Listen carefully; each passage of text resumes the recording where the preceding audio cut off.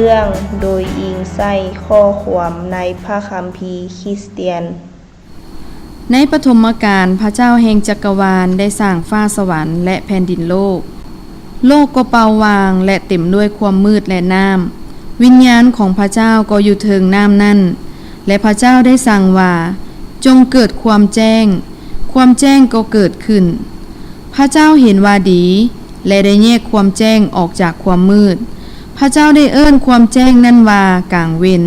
และได้เอิ้นความมืดนั้นว่ากลางคืนมื้อคืนผ่านไปและมื้อเช้าต่าวมานั่นเป็นมื้อที่หนึ่งพระเจ้าได้สั่งให้เกิดวงโค้งเพื่อแยกน้ำเป็น2 บอนหนึ่งคือน้ำที่อยู่ถึงวงโค้งและอีกอันหนึ่งเป็นน้ำที่อยู่ลุ่มและทุกอย่างก็เกิดขึ้นอย่างนั้นพระเจ้าได้เอิ้นวงโค้งที่อยู่ถึงนั้นว่าฟ้ามื้อคืนผ่านไปและมื้อเช้าต่าวมานั่นเป็นมื้อที่2พระเจ้าได้สร้างน้ำที่อยู่ลุ่มให้ต่าวมาอยู่บอนเดียวกันและให้มีบอนแห้งปรากฏมาและมันก็เป็นอย่างนั้นพระเจ้าได้เอิ้นบอนแห้งว่าแผ่นดินและได้เอิ้นน้ำว่าทะเลพระเจ้าเห็นว่าดีพระเจ้าได้สั่งให้ดินเกิดพืชทุกชนิดทั้งพืชที่มีเม็ดและต้นไม้ที่มีหมากที่มีเม็ดอยู่ในตามแต่ละชนิดของมันพระเจ้าเห็นว่าดีมื้อคืนผ่านไปและมื้อเช้าต่าวมานั่นเป็นมื้อที่3พระเจ้าได้สั่งให้เกิดดวงแจ้งอยู่เทิงฟ้าเพื่อแยกกลางเวรและกลางคืนและเพื่อหมายวันปีและฤดูกาลพระเจ้าได้สร้าง2 ดวงแจ้งคือดวงตะเวนให้เบิ่งแยงกลางเวรและดวงเดือนให้เบิ่งแยงกลางคืน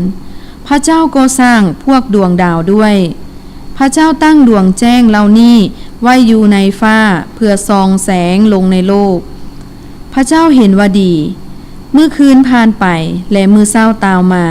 นั่นเป็นมื้อที่4พระเจ้าได้สั่งให้ทะเลเต็มด้วยปลา